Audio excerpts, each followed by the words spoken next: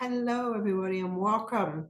My name is Lorraine Jensen, and I'm here today representing the Metaphysical Society for Conscious Living.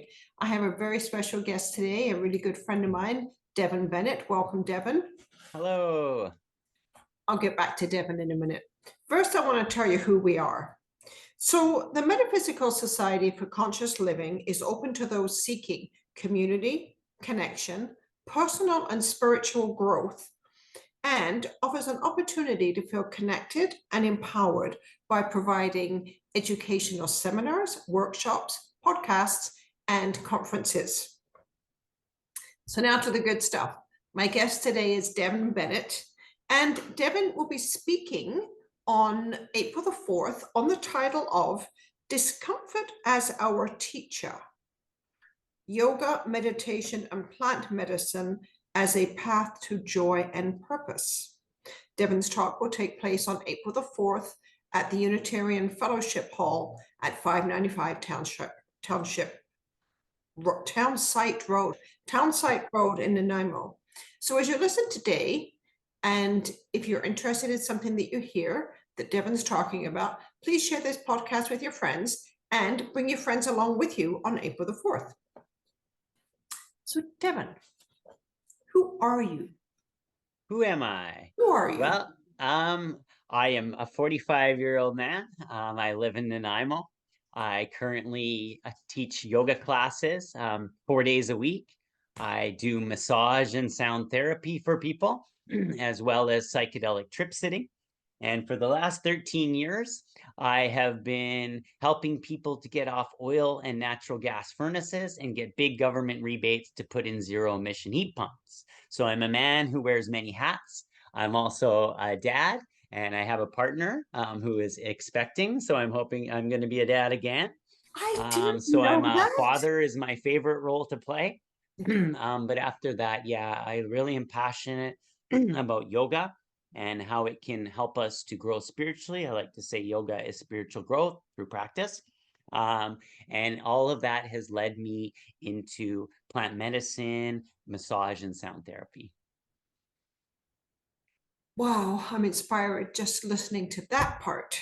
Thank And you. I did not know you were going to be a dad again. Congratulations. Thank you so much.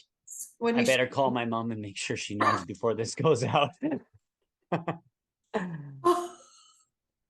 um, so Devon's write-up, his introduction to his speak talk sounds like this.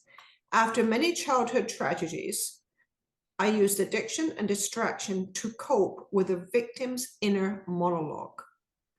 After a near-death experience, I was led back to wholeness through prayer, plant medicine, and synchronicity. Absolutely.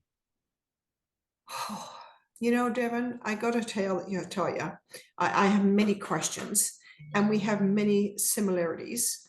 Um, but when I was 16, I was pronounced dead on the side of the road, and I opened my eyes and I said, I'm not dead. My back is broken. My right arm has to be amputated. It needed a lot of work, and my back was broken.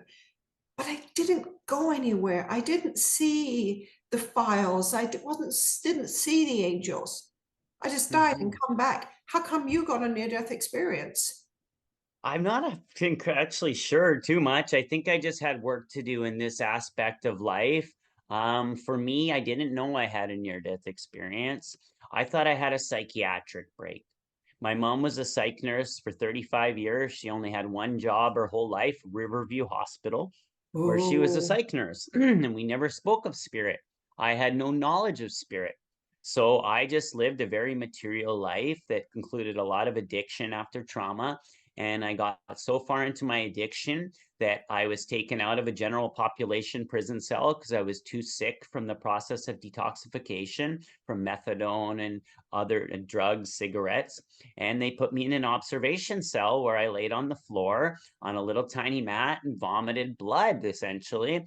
And it's somewhere along the line, my body just got too sick for my soul to continue the ride. So what happened is I went from being on the floor of a prison cell, observation cell, vomiting, having I used to have hair. I had all this in my hair. And the next thing I knew, I was on the roof. I was looking down at my body, but I didn't have my eyeballs anymore. They were still in my body. So I didn't see the meat. I didn't see the teeth or the hair. All I saw was the energy of my body. But I was never taught about energy. Mhm. So I had a life review. My grandfathers who came forward eventually and told me without words, because I didn't have ears to hear them, that I needed to see my life again. Before they did it, they stopped over the guard tower and they let me see the two guards that I would assume were playing cards because I couldn't see the material world, but I could see the energy that they were sharing. And in that moment, I realized that I had become a victim. I had become an energy vampire. And then they let me see my life again in review. And when you're without your body, there's no time. So it was just boom, my life flat. There's my life.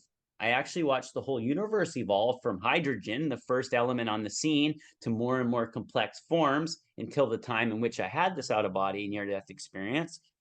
And when I was put back in my body, I woke up. They'd taken me out of maximum security prison, Wilkinson Road, and they'd taken me to the hospital close by. And I woke up belly chained to the bed with stickies all over my chest. And I just thought, I lost my mind. I had a psychiatric break.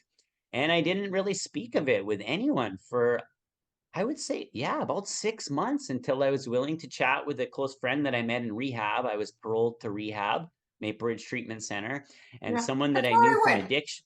Pardon? That's where I went. Okay, cool. Someone Yeah. I knew close by that I knew on the island was in there at the same time, and I trusted him enough to start to tell him about my psychiatric break. And someone listening, there was a counselor listening, and he came and saw me later, and he told me about an out of body experience he had. And he Wow. gave me a book by Stanislav Grof called Spiritual Emergency. And I went up to my little room in the rehab and I started to read the book and I just started to cry. Mm. Because, I either had a near death experience or I had the most beneficial psychiatric break in the history of medicine. I've maintained a 100-pound weight loss since then. I've not reused heroin. I've done no counseling or steps. And I've been able to recover myself just from a little time away from my mind. I got to lose my mind. I got to leave my mind in my body. And I had great realization too around my inner monologue when I was away from my inner monologue about how powerful our inner monologue is in the manifestation of our reality. So it was actually a very beneficial sense. Other than the birth of my daughter, it was probably the best day of my life was to be freed from my inner monologue in my meat suit, I like to call it. Yeah, So just for that little while, like it seemed like a lifetime, you were out of yeah, body. yeah. Um, but that's where you're talking about this inner monologue, like just to let it go for, Well, I never thought about yoga or meditation. These were never offered to me until I was after my near death experience. So I was my thoughts. right. My thoughts went left, I went left. My thoughts went right, I went right. And no one ever taught me that there was something below my thoughts, that I had something other than these thoughts. So yeah, I was just followed my inner monologue, and my inner monologue had become quite sick. My brother was hit by a fast moving car when I was in elementary school. He flew 110 feet out of both of his shoes, and one of his socks was still in his shoe. It knocked his socks off. He was massively brain injured, spent 3 months in a coma at the Sunny Hill Hospital, and then had a miraculous recovery. But during the time that he was injured, we sued the driver and we lost the lawsuit because my brother was at fault. He ran in front of that fast Mm. moving vehicle. The driver was not at fault.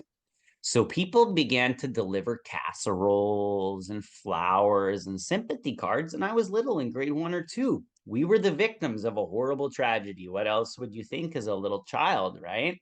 So I moved into life at a very young age with the inner victim monologue. And sure enough, I attracted more situations of victimization right to the prison sentence, right to almost dying on the floor of Wilkinson Road Prison. So being without my inner monologue was quite healing for me because I got to get away from the victim.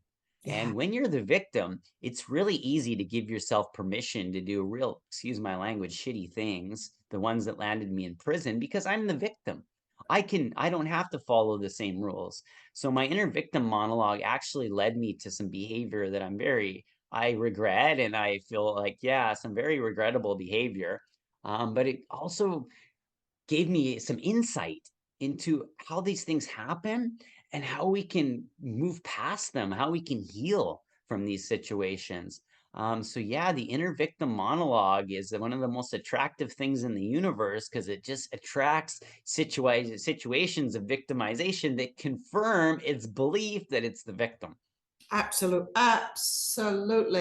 As you know, I also facilitate self-development programs, and the program that I facilitate is bringing people together for 4 days and helping them identify, well, become conscious to, and or identify these stories that we've been telling ourselves, and then just start to unload them and realize how really erroneous some of them really, really are.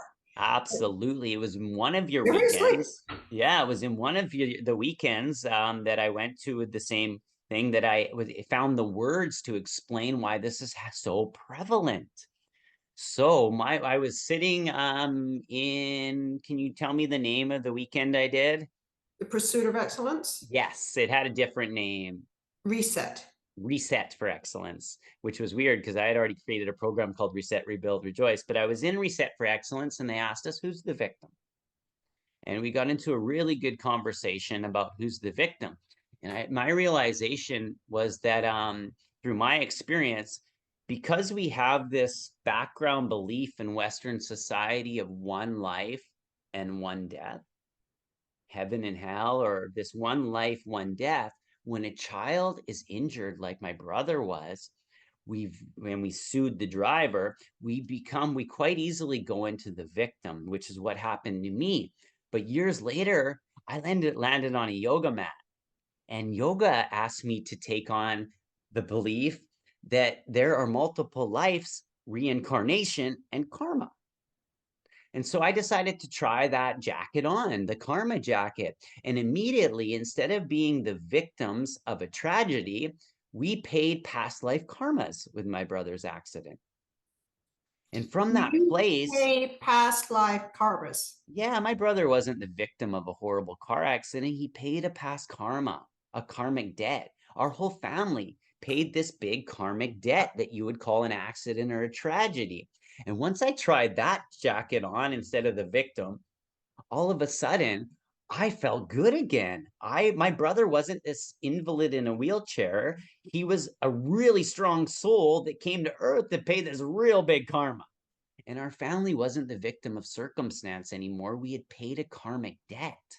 And once I took that coat on instead of the one life, one death one that we very often see with lawyers and lawsuits and all of these things we have, once I tried the karma shirt on or the karma jacket on, I wasn't the victim anymore of this tragedy. I was now someone who had paid their debt. And from this new place that yoga had taught me, I moved out of victim. I Wow. stopped attracting situations of victimization. And when things do go wrong, I very rarely go to victim for very long. I go, okay, paid my debt. I'm lighter now. I paid a karmic debt. We're moving towards enlightenment. So this I've paid a situation lot of was them. actually quite healing for me. And it's because I was without time for about 3 minutes. I've been speaking about it for about 13 years now and finding new words every day. Yeah, so it's quite a profound experience for me. I don't think many people can say almost dying on the floor of a prison cell was fantastic. Well, and the word freedom comes up for me, the freedom that you must have found as a result of having Yes, experience. absolutely. Stephen Covey teaches us in the Seven Habits of Highly Effective People that the space between action Yeah, and reaction, or stimulus, I should say, and how we react, the more space we can put between a stimulus and how we react is how much freedom we have. absolutely. Yeah, so yoga and Absolutely. meditation give us space between stimulus and response. So getting on that yoga mat, landing on that yoga mat in William Head Federal Penitentiary changed my life profoundly as well. So we'll speak about yoga and discomfort a lot in my talk as well. How yeah, that space between stimulus and sometimes no response. Most actions don't require a reaction. You just sit there and learn. So we're going to That's talk so about that true. as well. Yeah, how That's we so can use true. the space between stimulus and response to have personal freedom. I love it. I love it. And I Okay, actually so started to learn that while I was locked up. I was not free as one might think in the traditional sense of freedom, but yeah. I was able to gain freedom well incarcerated through learning to put space between stimulus and response. Well, you know, my favorite quote in the whole world comes from the book Conversations with God by Neil Donald Walsh. And I read this, I don't know how many years ago, but the quote is, "It is in my reaction to your action that my salvation will be found." Love it. Yeah, No, and absolutely. I use that all the time in my facilitating. I use that. How many of us, I mean, you know, we head, heart, hand, you know, I have the thought, I have create a feeling, and then I react. So it's in that breath. Yeah, It's in that breath that absolutely. you take in between reacting.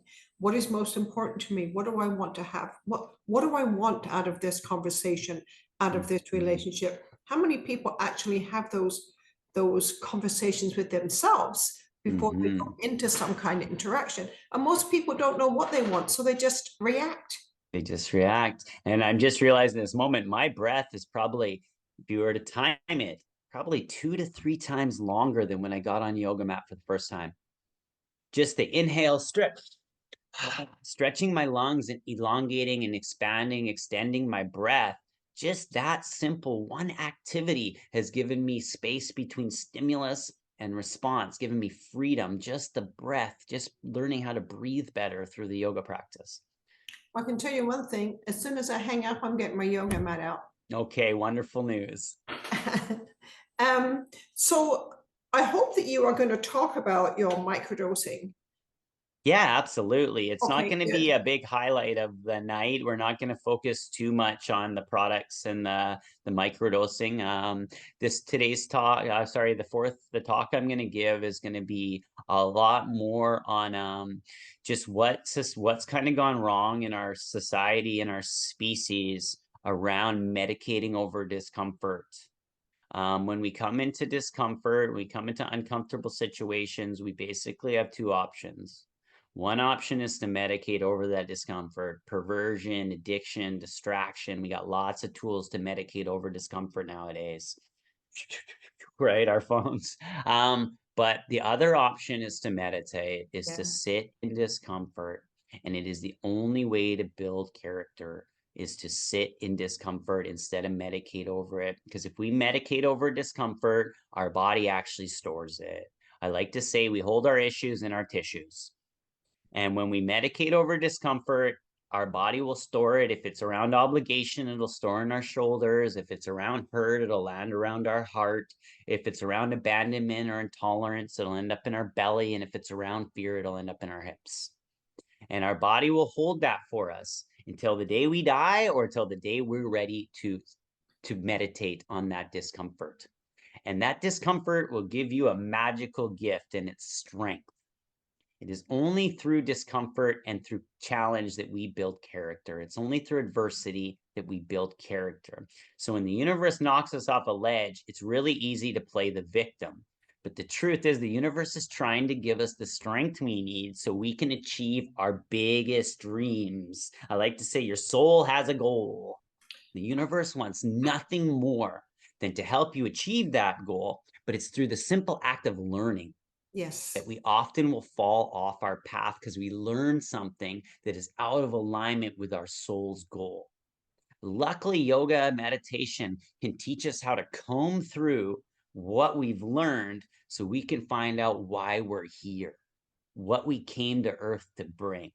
And there is nothing more joyful and happy than to get up and know why you're here. Uh, absolutely. Mm-hmm. Absolutely. If you don't, I've said this for years. If you're not playing a big enough game, you'll take yourself out. Absolutely, absolutely. And I got to sit through a talk where Dr. Norm told us about the void. how the best thing you can feel is a void. Mm, Most people, they run from the void. They don't want to feel it, but the void gives us the gift of direction. When yes. you feel a void, you have options. You can medicate over it, get rid of that feeling temporarily, or you can jump into it. For me, my void was around health and wellness. I was 100 pounds overweight when I landed in Wilkinson Road Prison. I was a smoker addicted to heroin and methadone and cocaine. Health was my void.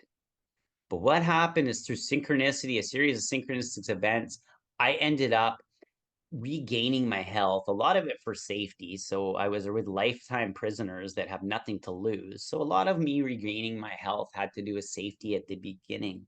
But what I did is I got into the void and I built myself up and I felt fulfilled. Okay, I found a void. Built myself up around there. I feel fulfilled. But what I realized is then if we turn around and we start to help others out of that same void, we get the gift of purpose. So I'll show you on our night a real easy way to move from void to purpose in just a few steps, how we can go from feeling a void in our life to feeling deep, deep purpose around that same void in a short period of time. And I'll teach you some ways and I'll share some ways that I've used how we can just kind of flip the script on the void so that we can find meaning and purpose in our lives. Well, I can't wait, Devon. I can't wait. I love sharing time and space with you. I really do. Thank you, And Yoga. yeah, I'm really looking forward to that evening. So Mhm. before we hang up, before we go, are there any events or is there anything that you would like to share with us that you have upcoming? Well, yeah, always. Tuesdays, Thursdays, and Fridays, I share yoga asana, the practice of postures and yoga and breathing. I do a 9 a.m. class. It's a drop-in class at the Pleasant Valley Social Center, which is Yeah. 6100 Dumont. It's a $12 drop-in, or you can buy 10 classes for $105. So, $10.50 a class to cover the overhead there. I teach the sun salutation in A. What a great place to start, right? If you're new to yoga, yeah, we do it in a very sequential order. I liken a yoga class to a bus ride. There are many stops on a bus ride, but it only makes sense to get off on the right stop for you. I try not to take the bus to the bad end of town, but I give everyone options for all bodies. It's a very inclusive practice. And by the end of the first class, you will know the sun salutation in A. So you will have yoga that you can take with you everywhere that you go. Heck, you could probably do it in the bathroom at Christmas dinner if you're really stressed. I'll give you a tool for your tool belt that you can take with you. That's Tuesday 9 a.m., Thursday 9:30 a.m. at the Pleasant Valley Social Center. I also teach a second class Tuesday for Yoga Weir.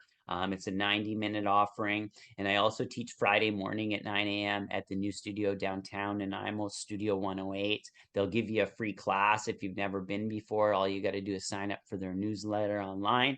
Those are my weekly offerings for yoga at the moment, Tuesday, Thursday, Friday. I do offer one-on-one as well for people and coaching in yoga and spirituality and life.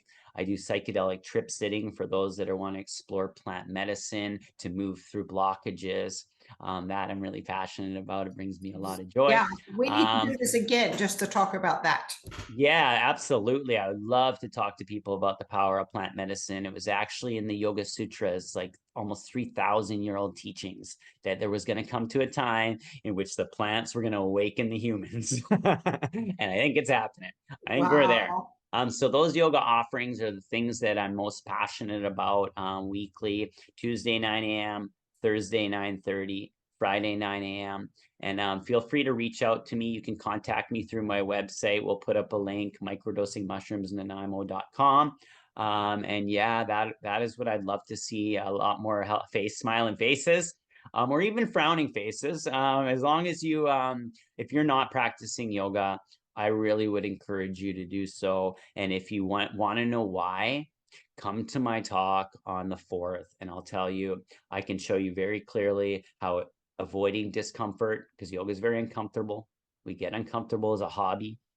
We put one leg here and one leg there, and eventually you got to put your leg over your head before you get Oh, uncomfortable. Jesus. Uh, but we become masters of discomfort through this practice, and you can be sure that what life is going to bring one thing, and that's discomfort. There's no way around it. The minute we're born, we are hungry, so we cry, and then they feed us until we eat too much, and then we throw up and we Right. cry, and then we're cold, so we cry, and they swaddle us. We get too hot, so we cry. Life is just an exploration of discomfort, and yoga is the mastery of discomfort through practice. We're going to talk about that in the talk. And so I'm hoping you'll come and listen, and then maybe come to some yoga and explore discomfort with me. When we talked a little before we turned on, you explained to me the discomfort that you feel when you think about taking plant medicines. There's something there. There's some magic there for you. There's some discomfort. And yeah, we're going to talk about how medicating over discomfort has made our world a very uncomfortable place to live currently, and how we can take our power back for those we love and for ourselves through the exploration first, and then the mastery of discomfort through yoga practice. Wow. Thank you. Thank Thank you. you. Thank you, Devon. Namaste. My Oh, pleasure. namaste. So if you've heard, I mean, my goodness, you've heard so much great stuff today. Please join us on April the 4th at the Unitarian Fellowship Hall at 595 Townside Road at 7 p.m. And wow. And I promised something too. I'm going to explore a little discomfort that night as well.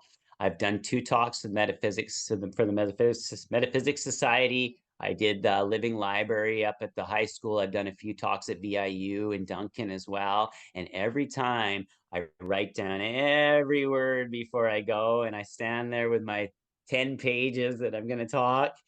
And so I feel safe. I have this. This time I will only have some very bare bones on a piece of paper. Oh, I'm getting uncomfortable just thinking about it. And I'm just gonna come in with my topic, and what I need to share, and I'm gonna allow spirit to channel through me to some extent. And I'm going uncomfortable for my personal growth. I will be going I love it. without a script like I have done in my But you previous know what? talks. Right now, Yes. today, you were late because you were busy with a client and you've sat down and I am completely engaged with every word you've said, and you do not have a script. Thank you. That helped. There you go. Mhm. You are your script. Yes, and You are your I script, and you know that. and You you know know that. what? I'm very blessed to have had a lot of challenge in the first portion of my life. So it's not a monologue. This is what I've been through, and I'm happy to share it. Thank you. Well, You're I look welcome. forward to seeing you there. Please, everybody, join us. We look forward to seeing you there, when you can hear more about how amazing and fabulous this young man is. Thank you, Thank and bless you. you all.